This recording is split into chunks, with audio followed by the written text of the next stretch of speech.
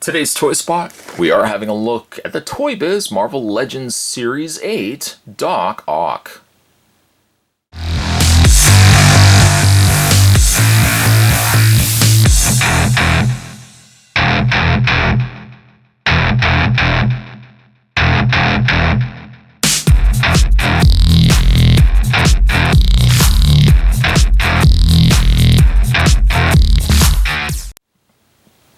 It's a little bit of a cheat in the fact that this figure says superposable with 61 points of articulation, but really a lot of that articulation can be derived from the arms that come included with Doc Ock as well. So really, the figure itself doesn't have as much articulation as listed here because some of it is in the arms.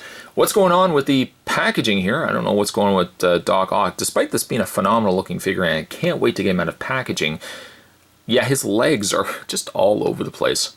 So I have to correct that. Doctor Octavius, Doctor Octopus does come with an exclusive Marvel vs. System trading card. If you don't remember that, neither do I. Also, something I do remember though, it also comes with a 32-page comic book and wall-mountable display stand. On the back of the package, the figures making up Series 8, we have Storm, Man-Thing, Captain America, Black Widow, Iceman, Iron Man, and Doc Ock.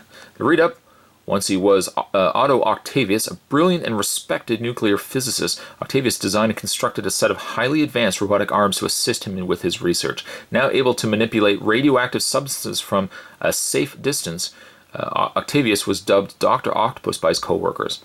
A freak laboratory accident exposed Octavius to intense radioactivity, grafting the mechanical appendages to his body and granting him complete telepathic control over the artificial limbs.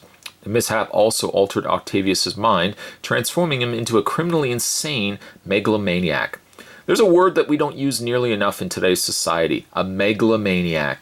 Abandoning his hopes of one day advancing the field of atomic research, Octavius turned instead to a life of crime.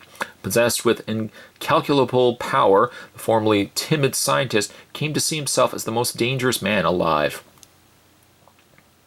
You can head over to, oh no you can't, oh sorry you can't. I was going to say you can head over to Toybiz.com, but sadly Toybiz isn't making Marvel Legends figures anymore. That's a big loan tier right there. Spot, however, will take a break, get this opened up, and we're going to have a look at Doc Ock. There's more anyway, guys, don't go anywhere. Stay tuned. Just before we put together Doc Ock, there's a little bit of assembly required. Let's have a look at the comic that it comes included. It's the Marvel Age Spider-Man #2. A little more of an updated comic. I kind of wish we had gotten a more older comic featuring Doc Ock, but still great for new readers. That pretty much sums it up too. Ideally, not only are you getting a great figure with a lot of the Toybiz pieces, but you're getting an opportunity to read earlier stories with these characters involved. So I like that. I also really like this artwork too. And Spider-Man and Doc Ock look very impressive. So you get that. Let's just put that to the side. You get yourself a display stand, like a webbed display stand here. A little canister of radioactive material. It isn't removable, it's just affixed to the display stand, but really a nice little webbed piece. 2 peg holes on the undersides there that you can put Otto Octavius in there if you want. And it can be mounted also to the wall. Putting that to the side. Doc Ock, as you see, will have 4 peg holes on the backs of the back of his back, and each one of his arms have to be assembled.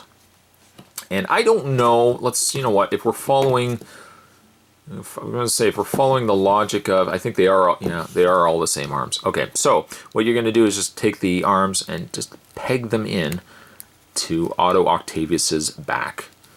And I guess it also helps too if you peg with the suction cups out. So peg that into place, take the next one, peg it into place, like so. And the next one. Yes, I know, Spot could have easily just done this off camera, but I like to bring you guys in, have you guys be on the same page as me, so you guys can say, yeah, okay, I'm following what Spot's doing. He's putting the arms in right now. Billy, you got to come for dinner. No, I can't. Spot's putting the arms in right now. Spot's doing what? Who's Spot? He's the guy that reviews on YouTube. He's reviewing some Marvel Legends right now. He's reviewing Otto Octavius. I don't even know who Otto Octavius is. I don't know why the mother just all of a sudden had a female voice, or a little child voice. But there you have Otto Octavius. Let's actually just correct his arms. Just give me 1 second. And with a little correcting, you get something that looks like this, which, you know what, for me, this Otto Octavius has no rival. There is yet to be a great Doc Ock figure that rivals the original Toybiz one. I mean, this figure has everything you would want in it and so much more. First, having a look at his face before we have a look at it, like the rest of his arms and stuff like that. Really just that classic sinister look on his face, the little sneer, like he's just like, Spider-Man, and he's got his little goggles going on, their little Beatles bowl cut. All stuff you would come to expect with Doc Ock. He is also a much smaller figure too, smaller than some of the other Marvel Legends, but certainly makes up for it with the other stuff going on, especially with his arms. Paint, very classic costume with the all green, the little accents of the dark, this kind of mustard color yellow in his belt, his boots, and in his hands. I think portrayed in Spider-Man 2 by Alfred Molina. I always thought that a good character, although he probably would have been old by the time that Spider-Man would have been made, Spider-Man 2, but I always thought that Larry Drake would have been a good Doc Ock. You remember Larry Drake? He was from Darkman. He was Durant. He was also in this Night of the Scarecrow, which was this lesser-known horror movie. But I always thought he would have been a good Doc Ock. I loved Alfred Molina, don't get me wrong, but I always thought that Larry Drake, he's a little old now to be doing Doc Ock, if they ever redid Doc Ock in the future Spider-Man movies. But yeah, Larry Drake. Articulation on the little tiny Doc Ock here, his head, is on a rotation via a ball joint. There's also a hinge in his neck. Shoulders on a pin and socket shoulder as well. So pin and socket hinge, I should say. So they move out. They move still forward and back. Rotation in the bicep. Nice double bend at the knee elbow. I don't think you'd ever see Doc Ock doing that, flexing a bicep. Does have a hinge in the hand. He's got hinges on the 4 fingers collectively. They're not independently articulated or anything like that. He doesn't have a crunch, which doesn't devastate me at all because then it would break up a lot of this nice sculpt in the torso. Kind of also looks like they gave him a bit of an ab. Abs and pecs. Again, not really feeling it for Doc Ock, but still phenomenal figure. Swivel in the waist. Legs go forward, back, out. Swivel in the thigh.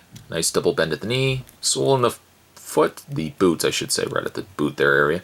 Hinge in the foot, hinge in the toe. There's Doc Ock for you. Now, obviously, to further look at Doc Ock, we have to look at, again, his arms. And really phenomenal pieces. They're all wireframe, so you can move them all independently and bend them to however design and however pose you want to have them displayed. But where his other articulation comes into play is that the individual arms all are articulated. Right at the very end of each arm is these claw pieces.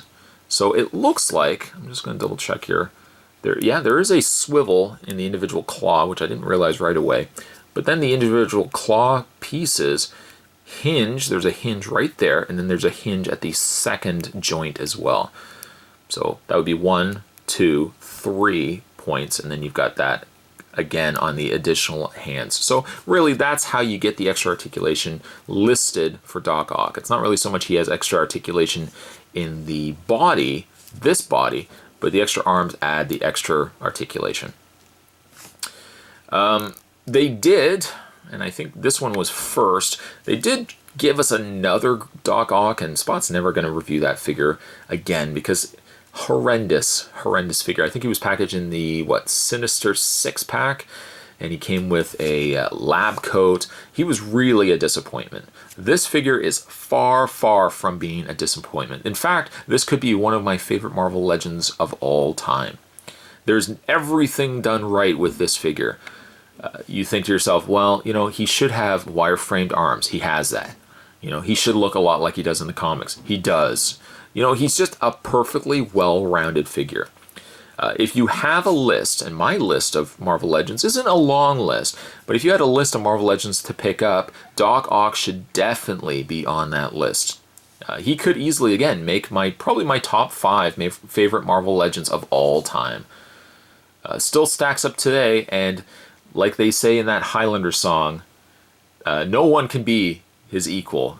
He has no rivals. There is no figure, I think, that matches what we get now versus what we got here with the Doc Ock. Doc Ock here is a fantastic figure.